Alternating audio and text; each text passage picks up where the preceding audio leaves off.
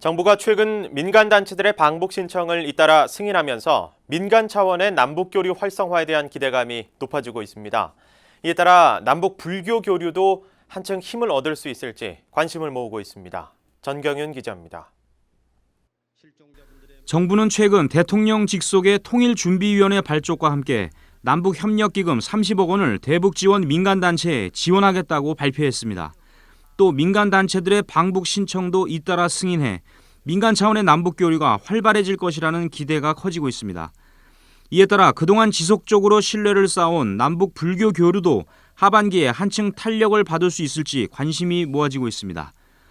조계종은 올해 민족공동체 추진본부를 통해 북녘 어린이 영양지원 캠페인 도담도담 사업을 추진하고 통일쌀 경작 사업 등 다양한 대북 지원 사업을 펼쳐왔습니다. 특히 지난달에는 만해 스님 열반 70주기를 맞아 금강산 신계사에서 남북 불교도 합동 달해제를 봉행했습니다. 남북 불교도들은 만해 스님의 민족 자주 정신을 조명하는 동시에 남과 북의 불교가 서로 다르지 않고 결국 하나라는 사실을 재확인했습니다.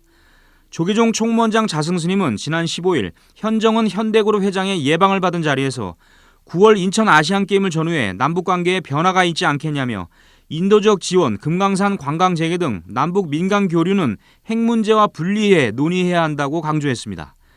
조계종 민족공동체 추진본부는 임진왜란 당시 승병장으로 활동했던 서산대사가 입적한 북한 묘양산 보현사에서 남북 합동 달해제를 봉행하자고 조선불교도연맹에 제안해 놓은 상태입니다. 오는 10월에는 금강산 신계사 복원 7주년을 맞아 남북 합동 법회와 대규모 성지순례를 병행하는 방안도 계획하고 있습니다. 하지만 광복 69도를 맞아 개성이나 금강산에서 남북 합동 법회를 갖자는 조계종의 제안은 북측이 받아들이지 않아 행사 개최가 어렵게 됐습니다. 조계종 민족공동체본부는 조선불교도연맹과의 교류 사업에 적극 나서는 한편 중장기적인 남북 불교 교류 전략 마련에도 속도를 내기로 했습니다. 이를 위해 동국대 북한학연구소와 업무 협약을 체결해 불교와 통일을 접목한 교육과정을 연구 개발하고 장기적으로 불교 교류 활성화와 불교 통일을 위한 연구 사업도 펼칠 예정입니다. 부처님의 가르침을 바탕으로 한 민족 화해와 평화를 위한 발걸음이야말로 정치적 이념과 사상이 끼어들 수 없는 보편적인 가치를 지니고 있다는 지적입니다. 부처님 제자라는 이름으로 하나가 된 남북 불교도들이 민간 교류 활성화는 물론 남북 당국 간 대화와 협력 분위기를 조성하는 데도 큰 역할을 해줄 수 있을지 주목됩니다. BBS 뉴스 정경윤입니다.